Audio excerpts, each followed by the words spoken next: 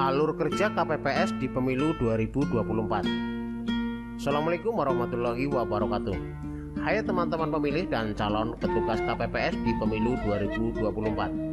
Selamat datang kembali di tutorial. Kali ini saya ingin berbagi tentang urutan kerja KPPS pada saat hari pemungutan suara yang dimulai dari menerima pemilih dan memeriksa nama pemilih di DPT, lanjut ke pemberian surat suara dan pemilih diarahkan menuju ke bilik suara yang selanjutnya mengarahkan pemilih untuk memasukkan surat suara ke kotak suara sesuai warna kertas suara dengan warna kotak suara hingga pemilih mencelupkan jari ke tinta yang telah disediakan. Untuk lebih detailnya, simak terus video ini hingga selesai. Semoga Anda berkenan untuk menekan tombol like, subscribe, dan memberikan komentar yang positif. Merdeka! Langkah-langkah pelaksanaan pemungutan suara di TPS. Langkah 1. Menerima dan memeriksa nama pemilih. Anggota KPPS 4 yang duduk di dekat pintu masuk menerima pemilih dan memeriksa model C6 yang dibawa pemilih dan mencocokkan dengan DPT, DPTB atau DPK. Memeriksa jari-jari tangan pemilih untuk memastikan tidak ada tinta tanda telah memilih. Membuat dan mengisi daftar hadir yang berisi kolom nomor urut kedatangan, nomor urut pemilih dalam daftar pemilih, DPT, DPTB, DPK, DPKTB, dan jenis kelamin. Menuliskan nomor urut kedatangan pada model C6, memberikan catatan informasi apabila pemilih penyandang disabilitas dan jenis kecatatan pemilih untuk memudahkan pelayanan atau pemberian bantuan. Meminta pemilih untuk duduk di tempat yang telah disediakan sambil menunggu panggilan. Memberikan model C6 kepada ketua KPPS secara berkala. Memberikan kesempatan kepada pemilih yang tidak membawa atau tidak memperoleh model C6 tetapi terdaftar di dalam daftar pemilih yang dibuktikan dengan KTP atau KK atau identitas lainnya.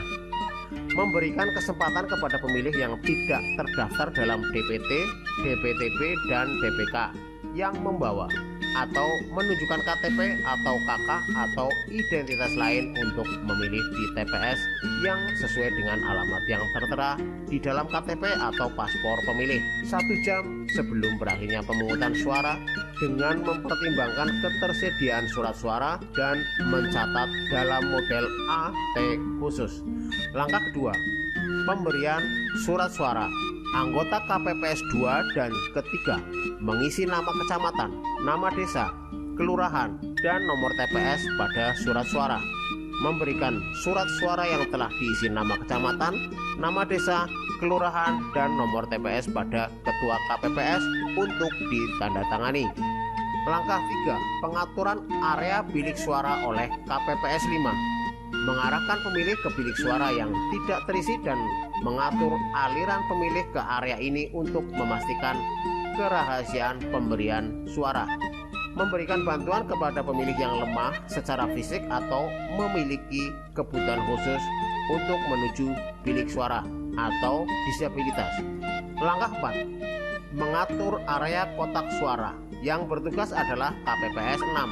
Mengarahkan pemilih ke jajaran kotak suara dengan terlihat jelas di hadapan para saksi dan memastikan surat suara pemilih telah terlipat dengan benar, menampilkan tanda tangan ketua KPPS di bagian luar, memastikan bahwa pemilih memasukkan surat suara terlipat ke kotak suara yang sesuai. Presiden kotak abu-abu, DPR kotak kuning, DPD kotak merah, DPRD provinsi kotak biru, DPRD kabupaten atau kota kotak hijau. Tahap 5. Pemberian tanda tinta pada jari oleh KPPS 7. Meminta pemilih mencelupkan salah satu jari ke dalam botol tinta dan memastikan bahwa seluruh bagian kuku tercelup dengan tinta. Mengarahkan pemilih meninggalkan TPS dan membantu menjaga keamanan keseluruhan area TPS. Sesi pemilihan ditutup pada jam 1 siang waktu setempat.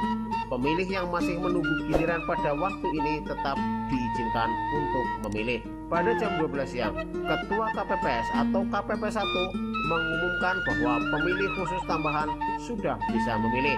Pemilih dalam daftar tersebut meliputi pemilih yang namanya tidak tercantum dalam DPT, DPTB, atau DPK, namun menampilkan sejenis tanda pengenal seperti KTP, paspor, atau kartu identitas lainnya.